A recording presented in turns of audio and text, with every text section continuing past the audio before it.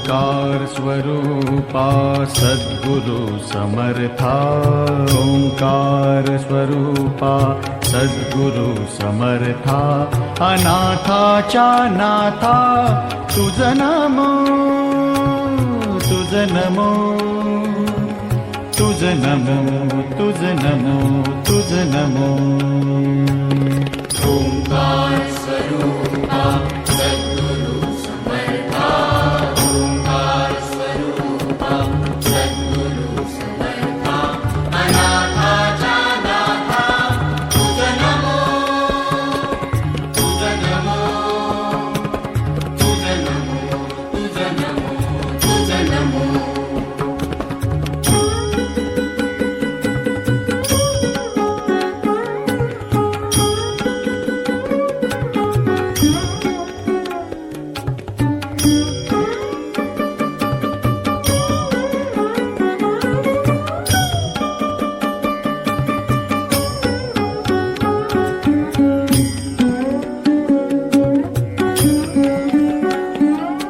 नमो माय बापा गुरु कृपाधना, तोडिया बंधना माया मोहा। राजा सद्गुणा सिद्धरामेश्वर महाराज की जय। राजा सद्गुणा श्री भाऊसाहेब महाराज की जय। राजा सद्गुणा श्री काळसिद्धेश्वर महाराज। जय जयाजी सद्गुरु राजा, विश्वंभरा विश्वबीजा, परमपुरुषा मोक्षध्वजा दीनबंधू।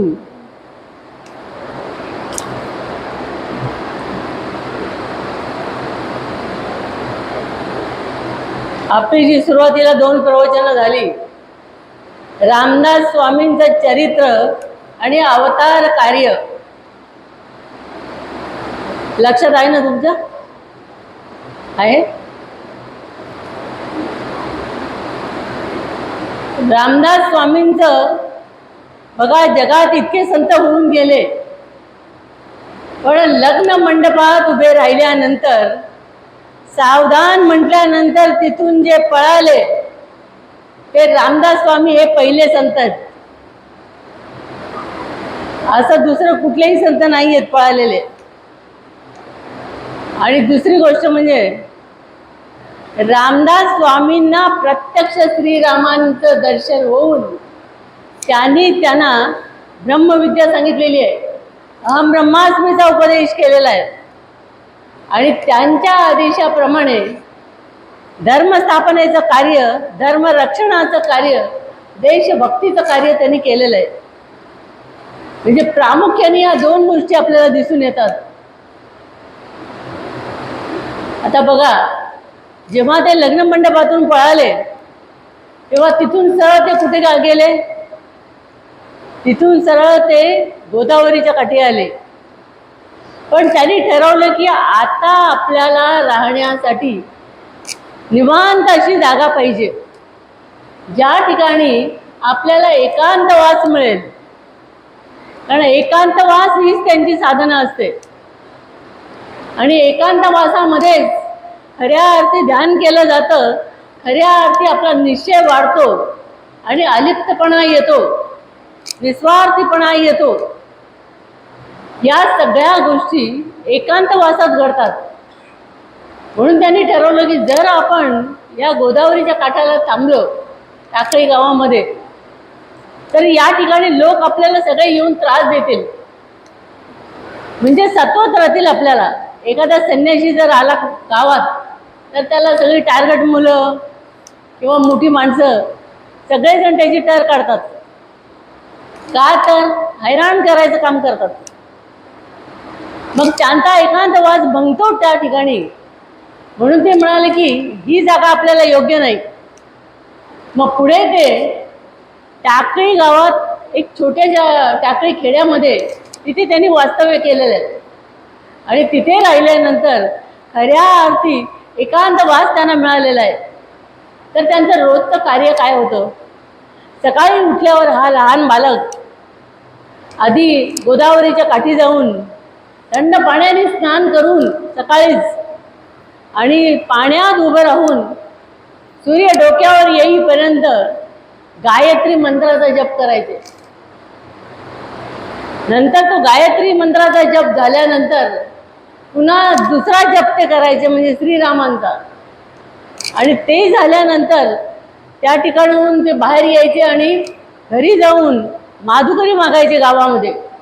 आणि ती आणलेली माधुकरी रामाच्या पुढ्यात ठेवून रामाला प्रसाद देऊन नंतर ते स्वतः भक्षण करायचे. म्हणजे असा त्यांचा नित्य नियम 12 वर्ष चालू होता. थोडा नाही, 12 वर्ष.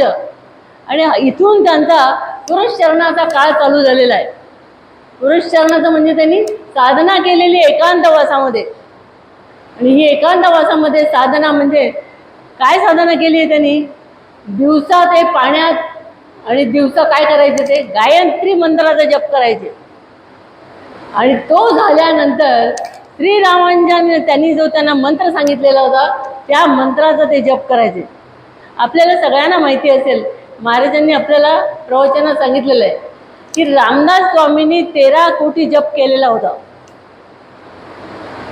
हा 13 कोटी जप म्हणजे 9.5 कोटी जप त्यांचा टाकळी ठिकाणी झालेला आहे. आणि नंतर पुढचा 3.5 कोटी जप त्यांचा गोदावरीच्या काठाला झालेला आहे. म्हणजे असा त्यांनी 13 कोटी जप केलेला आहे रामदास स्वामींनी. शक्य आहे का एवढं होईल कुणाकडून? म्हणजे ती एक त्यांची स्पेशालिटी आपल्याला सांगता येईल की एवढा जप करणं, आणि ते पण लहान वयात. त्यामुळे त्यांच्यामध्ये काय झालं? चिकाटी झाली, वैराग्य आलं. कारण मुख्य इथे काय आहे अध्यात्मामध्ये? त्याग आणि वैराग्य. त्याग आणि वैराग्य हेच मानवाचं खरं भूषण आहे. महाराज नेहमी सांगायचे की अध्यात्माला आवश्यक पहिलं काय आहे? त्याग. सर्वस्वाचा त्याग आणि वैराग्य. त्याग आला की वैराग्य आपोआप येतं. म्हणजे या 2 गोष्टी आपल्याला रामदास स्वामींमध्ये प्रामुख्याने आपल्याला दिसून येतात. मग तिथून हे निघाल्यावर ज्या वेळेला गावातून हे जायला लागले तेव्हा त्यांना अनेक लोकांनी बघितलं की इतका तेजस्वी बालक आणि भगव्या ड्रेसमध्ये. सगळ्या लोकांनी, आता तुम्हाला विचारा, आता गावात आपल्याला जे जे लोक भेटतात त्या लोकांनी काय सगळ्यांनी चांगल्या प्रतिक्रिया केल्या असतील का? नाही. तर लोक ही वेगवेगळ्या प्रकारे बोलत असतात. ज्यांना समज आहे, अंडरस्टँडिंग म्हणतात त्याला, असे लोक फक्त अध्यात्माबद्दल चांगलं बोलतात. ज्यांना अंडरस्टँडिंग कमी आहे, ज्यांना अध्यात्माची बैठक कमी आहे, ज्यांना अध्यात्मातली उंची नाही, ते लोक अशा लोकांना ओळखू शकत नाहीत. मग अशा वेळेला ते काय करतात? त्यांचे दोष शोधायचा प्रयत्न करतात आणि ते दोष शोधून ते इतरांपुढे सांगायचा प्रयत्न करतात. म्हणजे हैराण करण्याचं काम. तसं रामदास स्वामी जेव्हा जायला लागले पुरुषचरणाच्या या काळात, तेव्हा त्यांना गावातल्या लोकांनी बघितलं वेगवेगळ्या, आणि ते म्हणाले, सगळे एकमेकांची कुजबूज द्यायला लागले की बघा, एवढ्या लहान वयात यांना आई वडील नसतील का? यांना कोणी घरात सांभाळणारे नसतील का? म्हणजे हे असे का निघाले बरं संन्यास घेऊन? की यांना कोणी नसेल का घरी? पण दिसतात तर चेहऱ्यावर एकदम सुदृढ, तेजस्वी. आणि असं असताना यांनी हा वैराग्य धर्म किंवा संन्यास धर्म का धारण केलेला आहे? म्हणजे वास्तविक संसारात राहून सुद्धा देवाची प्राप्ती होते असं नाही होत असं म्हणता येत नाही. पण ते म्हणाले की याचं लग्न झालं नाही, की याने केलं नाही, म्हणजे जर संसारात राहून प्राप्ती होते देवाची, तर मग याने संसार का सोडला? म्हणजे आपण सगळे वेडे आणि हा एकटा शहाणा का? गावातले लोक काय म्हणाले, आपण मेजॉरिटी लोक कसे आहोत? प्रपंची. तेव्हा आपण वेडे आणि हा एकटा शहाणा आहे का? म्हणजे अशा वेगवेगळ्या प्रतिक्रिया लोकांनी दिल्या. आणि त्या सगळ्या त्यावेळेला त्यांनी लोकांची परिस्थिती दिलेली आहे. त्यांनी जे त्यांचं लिखाण आणि बाळ सापडलं वास्तविक संतांच्या बद्दल अशा गोष्टी आपल्याला माहीत पडत नाहीत की त्यांनी साधना कशी केली, ते एकांतात काय विचार करत होते, एकांतात त्यांच्याजवळ कोण होतं, ते जेवण कुठलं जेवत होते, अशा नाना प्रश्न माणसाच्या मनात येतात. पण संत अशा विषयी ज्यांनी काय भरपूर साधना केलेली आहे ते लोक आपलं कधी साधना कोणाला सांगायच्या भानगडीत पडत नाहीत, उलट ते त्यापासून जपून राहतात. कारण ते म्हणतात की ज्यांना त्यातलं काहीच माहिती नाही त्यांच्याजवळ सांगण्यात काय अर्थ आहे. आता मला काय अनुभव येतात मी जर तुम्हाला सांगितले आणि तुम्हाला त्यातले काहीच आलेले नसतील तर तुम्ही म्हणाल काय खोटं सांगतायत काहीतरी, असंच म्हणाल ना. तसं जी ज्ञानी व्यक्ती असते ती आपले अनुभव दुसऱ्याला सांगत नाही आणि कुठे लिहून पण ठेवत नाही की मी हे केलं आणि मी ते केलं आणि मी ते केलं. फक्त आपण अंदाज बांधायचे असतात आणि ते अंदाज त्या लेखकाने कसे साधलेले आहेत की जे बाळ नंतर त्यांना सापडलं त्या बाळामध्ये ही सगळी माहिती त्यांना मिळाली. म्हणजे एक रामदास स्वामी हे पुरुष श्रवणासाठी निघालेले असताना रामदास स्वामी एका नदीच्या काठावर आले आणि तिथे आंघोळ करून ते बाहेर आले. त्या गावामध्ये दशपंचक गावामध्ये एक कुलकर्ण्यांचा मुलगा होता, एक एकुलता एक त्यांना, आणि तो मुलगा त्या दिवशी वारला. तर पूर्वी काय पद्धत होती की नवरा मेल्यानंतर बायको सती जायची. सती जाणं तुम्हाला माहिती असेल, चितेमध्ये उडी टाकायची जिवंतपणी. आणि तसंही पद्धत जुनी असल्यामुळे त्यांची ती जी काय बायको होती कुलकर्ण्यांची सून, ती मुलाच्या त्या स्मशानाकडे निघाली असताना तिला या समर्थांचं दर्शन झालं नदी काठाला.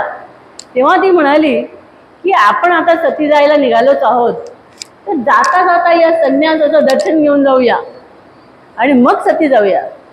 म्हणून ती त्या ठिकाणी आली आणि तिने समर्थांना नमस्कार केला. नमस्कार केल्याबरोबर त्यांच्या तोंडातून आशीर्वाद निघाला, अष्टपुत्र सौभाग्यवती भव. तेव्हा तिने चमकून त्यांच्याकडे बघितलं आणि ती म्हणाली, महाराज तुम्ही जो हा आशीर्वाद मला दिलेला आहे की अष्टपुत्र सौभाग्यवती भव, हा आशीर्वाद या जन्मी खरा व्हायचा की पुढच्या जन्मी? कारण या जन्मी खरा होणं शक्य नाही, कारण तिचा नवरा वारला होता, त्याचा मृत्यू झालेला होता. मग या जन्मी नाही, मग पुढच्या जन्मी होईल का? त्याबरोबर रामदास स्वामी एकदम त्यांनी चमकून तिच्याकडे बघितलं आणि समोर बघितलं की तिथे तिच्या नवऱ्याची चिता रचलेली आणि ही आता सती जाणार आहे. पण रामदास स्वामींनी विचार केला, आशीर्वाद तर आपला सुटलेला आहे, आता तो तर आपल्याला मागे घेता येणार नाही. आता तर आपण रामाचं नाव घेऊन, श्रीरामांचं नाव घेऊन आपण आशीर्वाद दिलेला आहे, म्हणजे श्रीरामानेच दिलेला आहे. म्हणून त्यांनी नंतर त्या जे झोपवलेलं होतं तिच्या नवऱ्याला चितेवर, त्याला ते शव वाढायला सांगितलं आपल्याजवळ आणि त्या मेलेल्या त्या मुलाला घेऊन रामदास स्वामींच्या समोर आणून ठेवलं. त्यांनी त्यांच्याजवळ जे गंगाजल होतं ते त्याच्या अंगावर शिंपडलं. शिंपडल्याबरोबर काय झालं, तो उठून ताट बसला, त्याला प्राणदान मिळाले, त्याचे प्राण परत आले.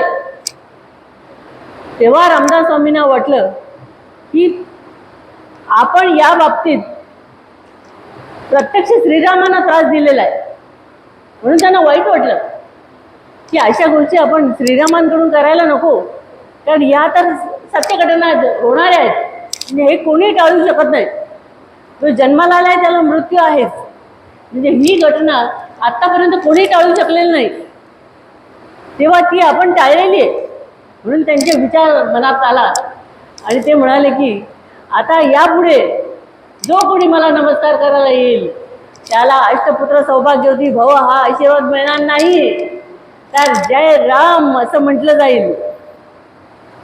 आणि त्यांनी तो दंडकच काढून दिला की जो कोणी नमस्कार करेल त्याला जय राम.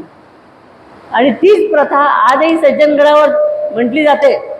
जे कोणी नमस्कार करतात त्यांच्यावर ते लोक म्हणतात जय राम, म्हणजे राम बघून गेल, रामाची कृपा असेल तर सगळं शक्य होईल, आम्ही त्यात कोणी नाही.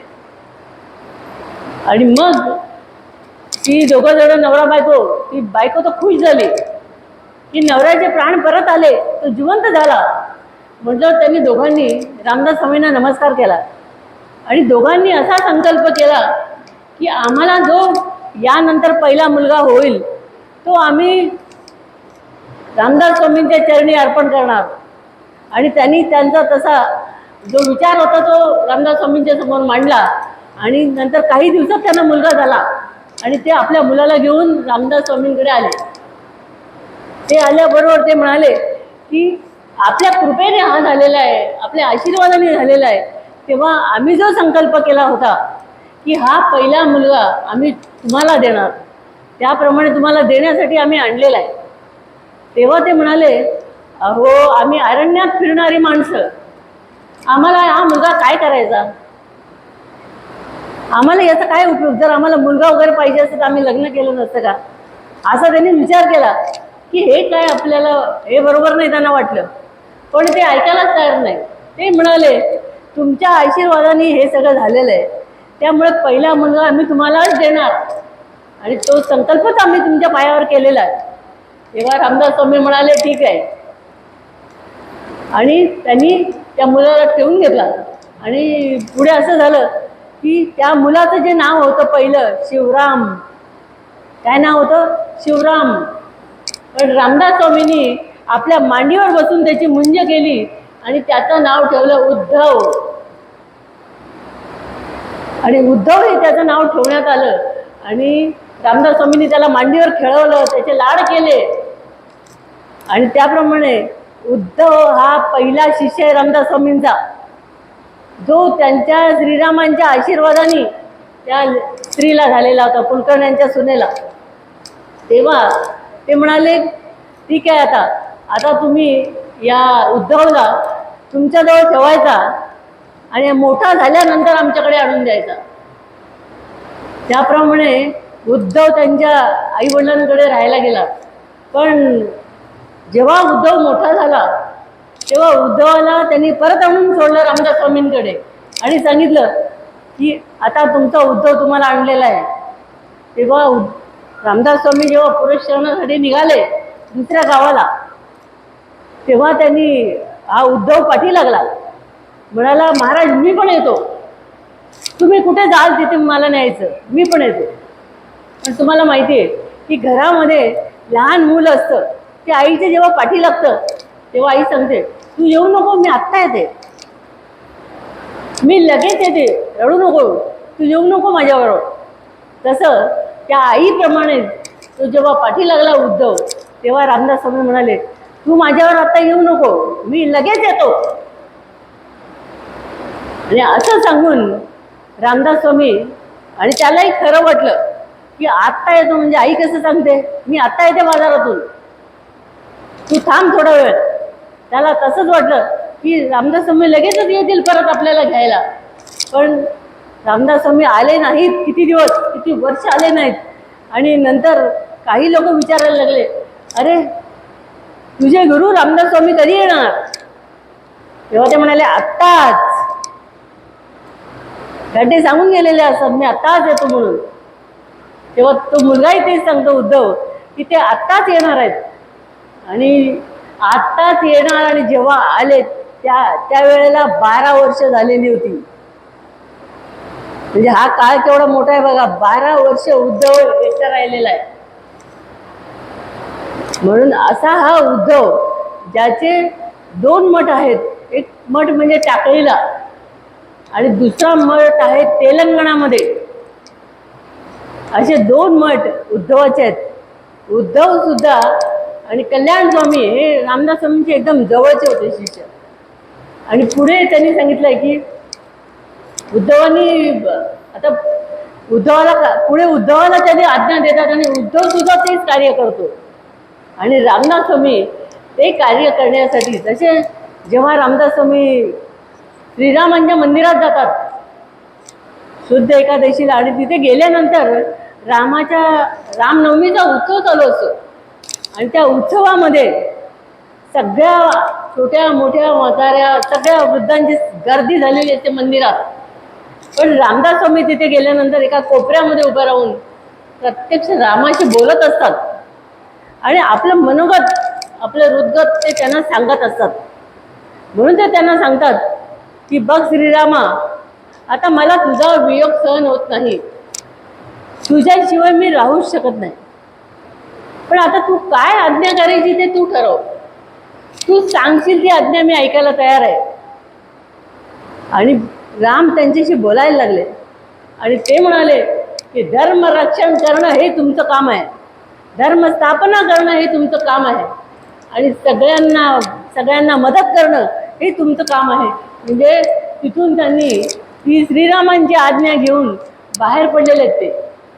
आणि ते म्हणाले म्हणजे हे पुरस्करणासाठी बाहेर जाण्याच्या आधी श्रीरामाने त्यांना आज्ञा दिलेली असते, पण त्यांना मनात असं वाटतं की मी आता इथून निघून जाणार म्हणजे श्रीरामांचा आणि माझा वियोग होणार, त्यांना मला सोडावं लागेल.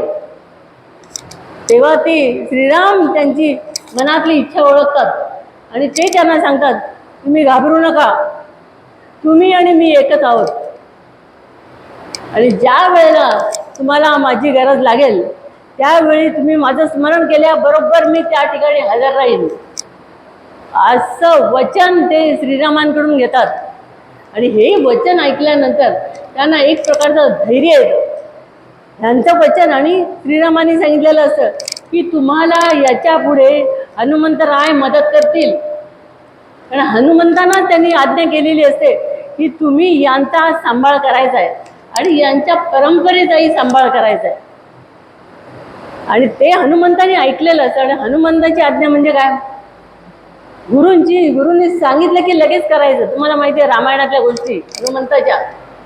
हनुमंताला एकाने विचारलं आज तिथी कोणती, ते म्हणतात आम्हाला तिथी भीती माहिती नाही, आम्हाला एकच माहिती आहे रामाची सेवा करणं. म्हणजे अशी त्यांची दास भक्ती होती, दास होऊन ते भक्ती करत होते. म्हणून महाराज सांगायचे श्री गुरूंच्या ठाई ठेवी तू विश्वास, दासांचा तू दास होई त्यांचा. श्री गुरूंच्या ठाई, आणि श्रीरामांना ते आपले गुरु मानायचे. ठेवी तू विश्वास, दासांचा तू दास होई त्यांचा. म्हणजे त्यांचे जे दास आहेत त्यांचा दास व्हायचं. बघा किती कठीण काम आहे. आपण गुरूंचा दास व्हायला तयार असतो, पण गुरूंच्या दासाचा दास होईल का कोणी. पण सगळ्या प्रकारची भक्ती हनुमंतांनी केलेली आहे. म्हणजे हनुमंताचे दास्य भक्तीमध्ये कोणाचाही नंबर लागत नाही, फक्त हनुमंताचा लागतो.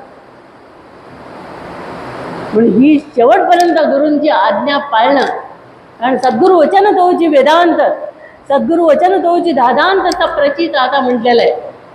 सद्गुरूंची आज्ञा बस. जसं समर्थांनी वरती किल्ल्यावर उभे असताना त्यांची छाती उडाली, छाती म्हणजे शाल, ते भगवं वस्त्र त्यांचं उडालं वाऱ्याने. ते म्हणाले कल्याणा छाती गेली. म्हणजे त्यांनी इनडायरेक्टली काय सांगितलं, कल्याणानं माझी छाती उडाली, जा आण जा. आणि कल्याणाने कसलाही पुढचा मागचा न विचार करता उडी मारलेली वरून. आणि सगळ्यांनी आमच्यासारखे जे बघायला होते ना जवळ, त्यांना वाटलं आता कल्याण स्वामी जिवंत राहणार नाही इतक्या वरून उडी मारल्यावर. पण त्यांनी छाती तर आणलीच आणली आणि जिवंत बाहेर आले. कारण आज्ञा गुरूंची होती, सांभाळणारे गुरु होते. जेव्हा गुरु आज्ञा करतात तेव्हा सांभाळतात गुरुच, लक्षात ठेवा. म्हणून गुरु आज्ञाप्रमाणे आपण मानली पाहिजे. आता मला स्वामी सांगायचे कोल्हापूरला असताना, बाई तू प्रवचनला बाहेर पड, बाई तू चमकली पाहिजे, प्रवचनला बाहेर पड, तुझे शिष्य वाढले पाहिजेत. पण मला वाटायचं की स्वामी आपल्याला काय असं दूर जायला सांगतायत. त्यांच्या जवळ जर आपण त्यांची सगळी सेवा करतो तर आपल्याला हे दूर का पाठवतायत असं मला वाटायचं. मग मी स्वामींना म्हणायची तुम्ही मला पाठवलं तर तुमची सेवा कोण करणार. बरे या मामाला काय एकही इंग्लिश गोळीवर तर वाचायला येत नाही, याने जर उलटी गोळी दिली महाराजांना तर काय परिणाम होईल. म्हणून मी विचार करायचे महाराजांना, म्हटलं मला पुढे हेच कार्य करता येईल, पण तुम्ही आता देहाने जिवंत असताना मला तुमच्याजवळ ठेवून द्या, मी तुमचीच सेवा करणार. अगं ऐक, मी काय सांगतो ऐक माझं.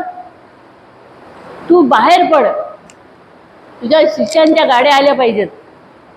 तेव्हा मी महाराजांना सांगितलं अजिबात नको, मला एवढे शिष्य मला पाठी लावून घ्यायचे नाहीत. कार्य करायचं गुरु आज्ञा म्हणून, गुरु वचन म्हणून, बाकी पाठी लावून घ्यायचं नाही कोणाला. कारण पाठी लागून घेतलं की मग आपण पण अडकतो शिष्यांमध्ये, शिष्य अडकतात आपल्यामध्ये. म्हणून असं नको व्हायला, म्हणून मी महाराजांना सांगितलं. पण बघा तुम्ही, महाराजांनी मला हे इतके वेळा सांगितलं, मठात इतके वेळा सांगितलं, शेवटी महाराज म्हणाले तू ऐकत नाही माझं. पण मला ती महाराजांची जी कळकळ होती ती त्यावेळेला समजत नव्हती की असं का सांगतायत पुन्हा पुन्हा पुन्हा पुन्हा, आपल्याला हे का बाहेर पाठवतायत असं मला वाटायचं. पण त्यांची इच्छा होती की तुम्ही बाहेर पडल्यानंतर तुम्हाला माधुकरीचं जेवायला लागेल, सगळ्या लोकांशी तुमचे संबंध येतील, काही चांगले लोक भेटतील, काही वाईट लोक भेटतील. आणि अशा प्रकारची माणसं भेटल्यानंतर तुमचा निश्चय आपोआप वाढेल. म्हणजे विचित्र विचारांची माणसं भेटल्यानंतर, नास्तिक माणसं भेटल्यानंतर त्यांना तुम्ही कसं सांगाल, त्यांना कसं पटवाल हे तुम्हाला बरोबर येईल त्यावेळेला सांगायला. आणि यासाठी ते धैर्य येण्यासाठी महाराज सांगत होते. पण त्यावेळेला न ऐकल्यामुळे आता बघा मला मठ सोडून काही असो बाहेर पडावं लागलं. म्हणजे गुरूंची शब्द जरा सुद्धा खोटे होत नाहीत. म्हणजे तेव्हाचं कार्य माझं आत्ता चालू झालेलं आहे. म्हणजे त्याच्यासाठी एवढं रामायण घडलं, त्याच्या पाठीमागे जर आपण बघितलं तर गुरु आज्ञा आहे. तसं श्रीरामांची आज्ञा म्हणून रामदास स्वामी जेव्हा बाहेर पडले तेव्हा पुरश्चरणाचा काळ संपलेला आहे. आणि हा पुरश्चरणाचा काळ त्यांचा 12 वर्षाचा होता. आणि 12 वर्षाच्या काळामध्ये त्यांनी विद्वान लोकांच्या संगतीत ते गेलेले आहेत, विद्वान लोकांशी त्यांनी चर्चा केलेल्या आहेत, सामान्य लोकांशी त्यांनी चर्चा केलेल्या आहेत, सगळ्या प्रकारच्या माणसांची त्यांचे प्रश्न ऐकले, त्यांच्याशी चर्चा केल्या, त्यांच्याशी बातचीत केली. आणि सगळ्या समाजातल्या लोकांची जे काय इच्छा आहे, मनोगत आहे, त्यांनी ओळखून घेतलं. आणि मग त्यांनी म्हणाले की त्यांनी जे आपलं हृदगत सांगितलेलं आहे ते त्यांच्या एका काव्यामध्ये त्यांनी लिहिलेलं आहे. आणि ते मी तुम्हाला थोडक्यात सांगते की त्यांनी जे सांगितलं आपलं हृदगत ते आपण सगळ्यांनी ऐकलं पाहिजे. आणि ऐकून आचरणात ते आपण सगळ्यांनी ऐकलं पाहिजे आणि ऐकून आचरणात आणलं पाहिजे. आणि ते काय सांगतात आपल्याला त्या हृदगतामध्ये, म्हणजे ते काय त्यांनी लिहिलेलं आहे त्याच्यात की राघवाचे नाम राखशील जरी, तू जर राखे तरी देवराणा. तुम्ही राघवाचं नाव जर राखलं, त्यांची जर संगत केलीत तर तो देवराणा तुम्हाला राखेल. म्हणजे धर्मो रक्षती रक्षिता, हा तुम्ही धर्माचं रक्षण करा, धर्म तुमचं रक्षण करेल. तसं तुम्ही देवाचं रक्षण करा, तसं देव तुमचं रक्षण करेल, हे त्यांनी सांगितलेलं आहे. दुसरं ते म्हणतात देवराणा माझे जीवांचे जीवन, आवडीने खूण सांगितले. म्हणजे ते सांगतात की हा जो देवराणा आहे, देवराणा म्हणजे प्रभू श्रीराम, हे माझे जीवांचे जीवन आहे, माझ्या प्राणांचा प्राण आहे. त्यांच्याशिवाय मी कोणालाही मोठं समजत नाही. स्वतः ते श्रीरामानं सांगतात की तुमच्या पुढे सगळे मला ठेंगणे आहेत, तुम्हीच माझे सर्वस्व आहात. आणि तसंच ते या ठिकाणी सांगतात की देवराणा माझे जीवाचे जीवन, आवडीने खूण सांगितले. पुढे काय म्हणतात, सांगत असे खूण मज अंतरीची, सांगत असे खूण मज अंतरीची, सर्व ही सुखाची सुखमूर्ती. स्वतः श्रीराम कसे आहेत, सुखाची सुखमूर्ती. म्हणजे त्यांच्याकडे बघितल्यावर दुःख येणारच नाही. सुखाची मूर्ती आहेत, आनंदाची मूर्ती आहेत, वैराग्याची मूर्ती आहेत, ज्ञानाची मूर्ती आहेत. मग दुःख कसं येईल, काहीच येणार नाही याच्यातलं. म्हणून पुढे ते म्हणतात की सुखमूर्ती राम सोडू नको कदा. जो सुखमूर्ती राम आहे तो कदापि सोडू नको. कदापि म्हणजे शेवटपर्यंत, 24 तास आयुष्य संपेपर्यंत. एक त्यांनी आज्ञा दिलेली आहे की सुखमूर्ती राम सोडू नको कदा, तुझं तो आपदा लागो नदी त्याला जर तू सोडलं नाही तर तुझ्यावर संकट तो येऊच देणार नाही. आपदा म्हणजे संकट.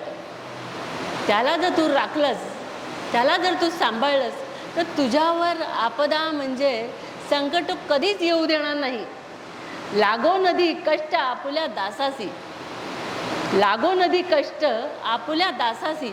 आपल्या दासाला तो कदापि कष्ट लावणार नाही, कारण त्याचा एकदा झाल्यानंतर तो आपलं सगळं सांभाळतो. शरणागताची वाहे चिंता तो एक सद्गुरु दाता, जैसे बालक वाढवी माता नाना यत्ने करुनी.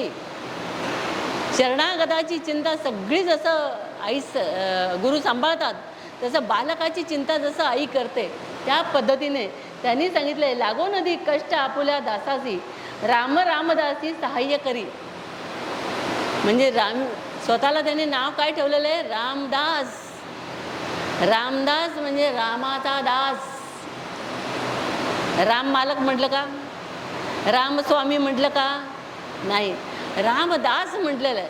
स्वतःला त्यांनी श्रीरामांचा दास म्हणून घेतलेलं आहे.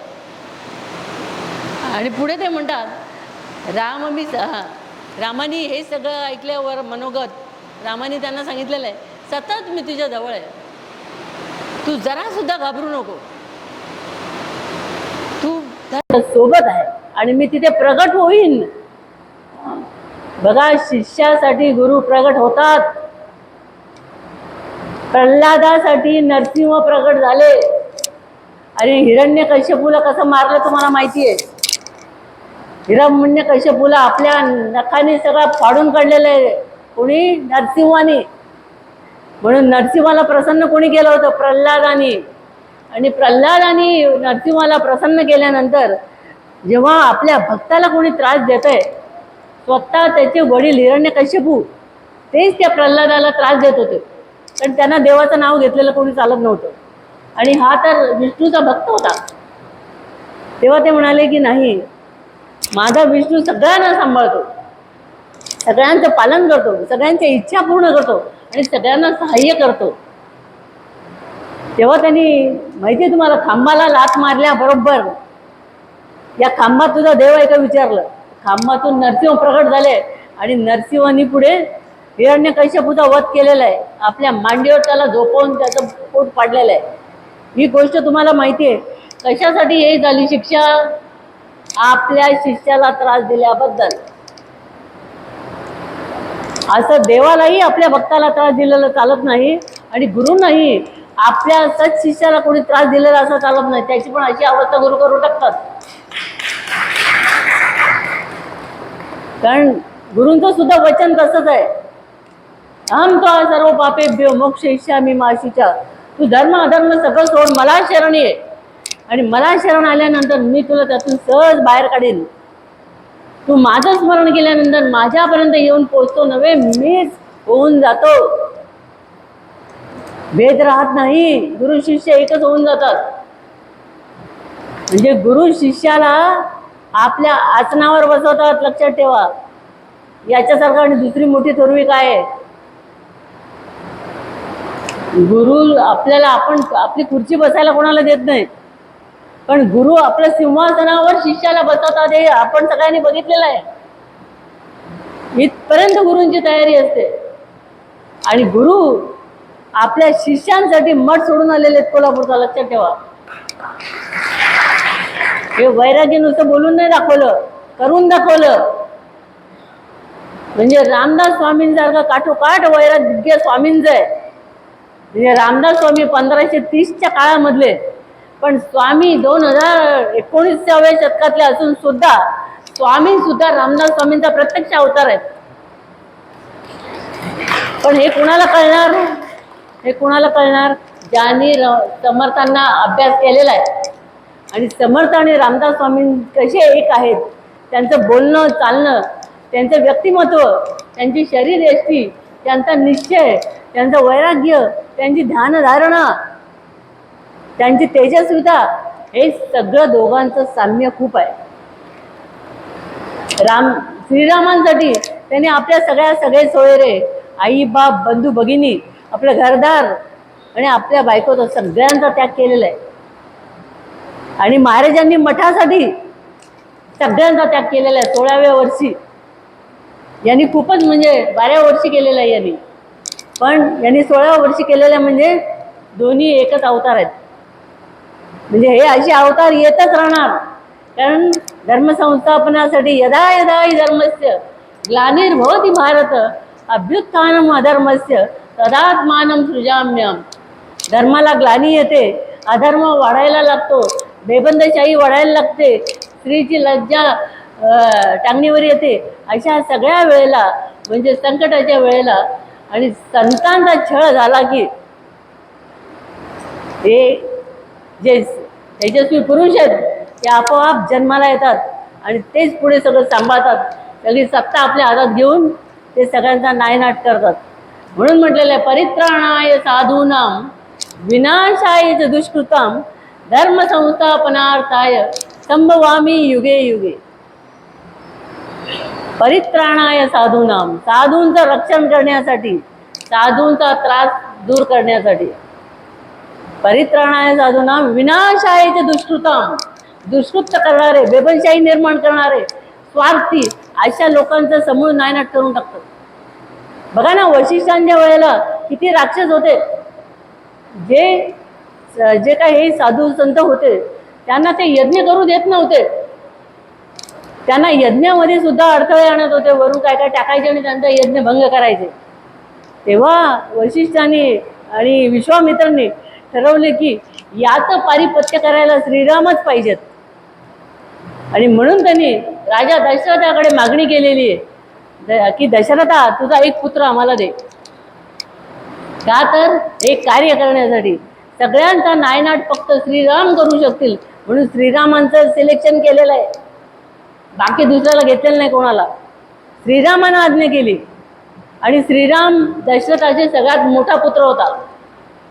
पण गुरु आज्ञा म्हणून ती जेव्हा आज्ञा दिली, ती आज्ञा सांगायच्या आधी त्यांनी दशरथ राजाला सांगितलं की बघ आम्ही एक तुझ्याकडे मागणी मागायला आलोय आज. तेव्हा दशरथ राजाने सांगितलं मागा ना, तुम्ही काय मागाल ते मी द्यायला तयार आहे. नाही म्हणणार नाही. नाही हे आधी सगळं हो त्यांच्या तोंडातून हो वधवून घेतलं आणि मग सांगितलं की आम्ही जी मागणी करायला आलो ती फक्त श्रीरामाची. श्रीरामांना आमच्या ताब्यात द्या.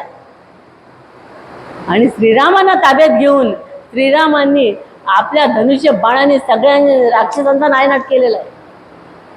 तुम्हाला माहिती आहे ते पाटील काकांच्या पुस्तकात सगळं आहे. वाचलं तर कोणते कोणते राक्षसांची नावं, दैत्यांची नावं त्यांनी दिलेली आहेत. पण आपल्याला एवढं बारीक आपण बघितलेलं नाही. आपण ठरवलं की सगळ्या राक्षसांचा नायनाट श्रीरामाने केलेला आहे. एवढंच नाही, लंकाधिपती रावण एवढा ज्ञानी, एवढा आध्यात्मिक सगळं असून सुद्धा त्याचाही वध त्यांनी केलेला आहे. आणि इतकं सगळं असून सुद्धा संतांना कशी दया असते बघा. सगळं झाल्यावर रावणाचा मृतदेह पडलेला आहे तेव्हा ते बिभीषणाला सांगतात आता याचा अंत्यसंस्कार तू करायचे. तेव्हा बिभीषण तयार होत नाही. तेव्हा ते सांगतात बघ तू नाही केलं तर मी करीन. कारण रावण माझा एकेकाळीचा भाऊ आणि मित्र आहे. किती दया दाखवली बघा. एवढी दया श्रीरामांनी दाखवलेली आहे त्यावेळेला की त्याचं सगळं करायची मी ती जबाबदारी घेतो. म्हणजे आपण जर असा मोठ्या विभूतींचं जर आपण सगळं चरित्र वाचलं, अवतार कार्य वाचले तर खरोखर मी सांगते आपल्यामध्ये आपोआप धैर्य यायला लागेल. आणि आपल्याला जे तुम्हाला पावलोपावली जी संकट येतात त्या संकटांना कसं तोंड द्यायचं धैर्याने ही आपोआप शक्ती गुरु देतात. म्हणून आता या ठिकाणी रामदास स्वामींचा पुरश्चरणाचा 12 वर्षाचा काळ संपलेला आहे. तर आता पुढे श्रीराम त्यांना आज्ञा करतात की आता तुम्ही तीर्थाटनाला जा. म्हणजे तीर्थयात्रा करा, तीर्थाच्या ठिकाणी जा, तिथलं जरा अभ्यास करा. म्हणून स्वतः रामदास स्वामी पुढे तीर्थयात्रेला निघालेले आहेत. तर आपण पण सगळे त्यांच्या मागे जाऊया. राजा सद्गुरू सिद्धरामेश्वर महाराज की जय. राजा सद्गुरू श्री भाऊसाहेब महाराज की जय. राजा सगळं काळजी दे.